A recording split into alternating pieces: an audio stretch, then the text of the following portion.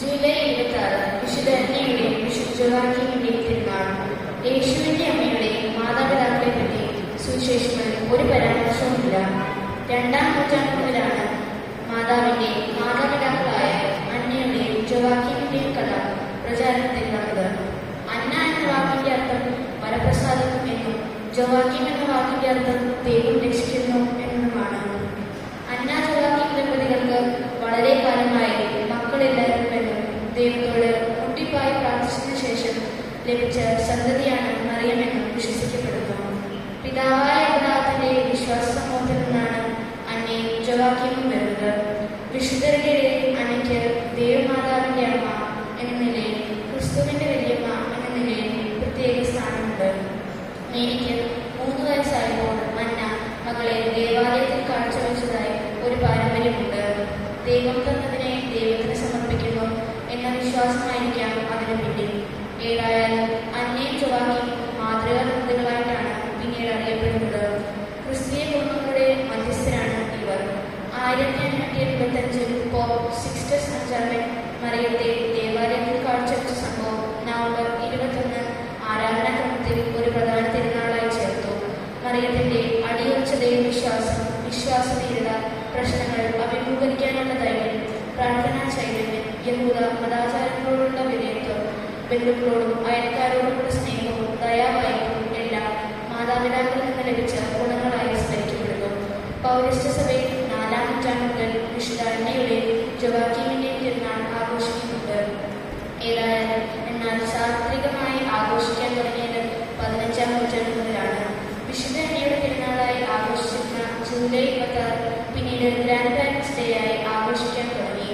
ഓരോ വ്യക്തിക്കും പാരമ്പര്യമായി സ്മരിച്ച് അനുഗ്രഹങ്ങളെ പറ്റി സ്മരിക്കാനുള്ള ഒരു അവസരമായി മാറുന്നു ജൂലൈ 26. ഇനി കുറച്ച് ചോദ്യങ്ങൾ ചോദിക്കട്ടെ. ഒന്നാമത്തെ ചോദ്യം ഗ്രൂപ്പ് ജെറുസലേമിനോടാണ്. മാതാവിന്റെ മാതാപിതാക്കൾ ആരെല്ലാം?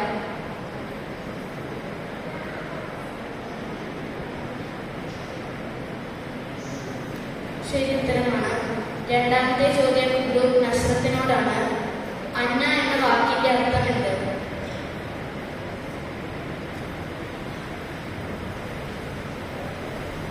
ശരി ഉത്തരമാണ്. മൂന്നാമത്തെ ചോദ്യം ഗ്രൂപ്പ് കഫർനാമിനോടാണ്. ജോവാക്കീം എന്ന വാക്കിന്റെ അർത്ഥം എന്ത്?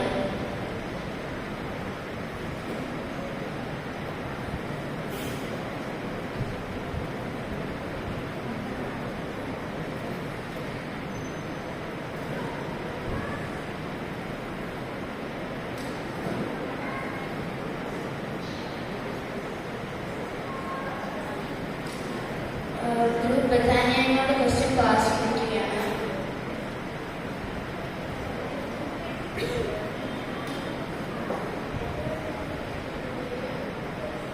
കറക്റ്റ് ആൻസർ ആണ്. നാലാമത്തെ ചോദ്യം ഗ്രൂപ്പ് ബഥാനിയോട് തന്നെയാണ്. പാരമ്പര്യമനുസരിച്ച് മേരിക്ക് എത്ര വയസ്സായപ്പോഴാണ് അന്ന മകളെ ദേവാലയത്തിൽ കാഴ്ചവെച്ചത്? ശരി ഉത്തരമാണ്. അഞ്ചാമത്തെ ചോദ്യം ഗ്രൂപ്പ് കാനായോടാണ്. മറിയത്തെ മാതാപിതാക്കൾ ദേവാലയത്തിൽ കാഴ്ചവെച്ച സംഭവം ആരാധനാക്രമത്തിൽ പ്രധാന തിരുനാളായി ചേർത്ത മാർപ്പാപ്പയത്?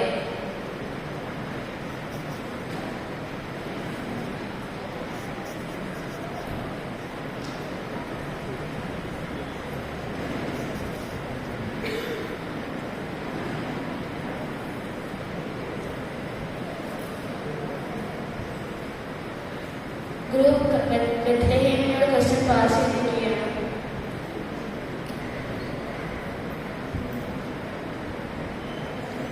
ഗ്രൂപ്പ് ജെറുസലേമിനോട് പാസ് ചെയ്തിട്ടുണ്ട്.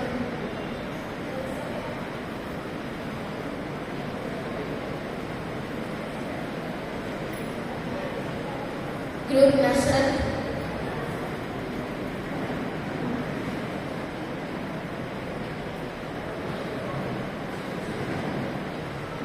ഗ്രൂപ്പ് കഫർനാം.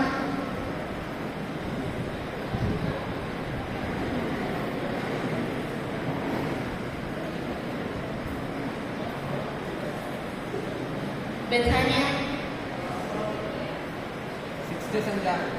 ശരി ഉത്തരമാണ്. ആറാമത്തെ ചോദ്യം ഗ്രൂപ്പ് ബെത്ലഹേമിനോടാണ്. ഗ്രാൻഡ് പാരന്റ്സ് ഡേ എന്നാണ് ആഘോഷിക്കുന്നത്?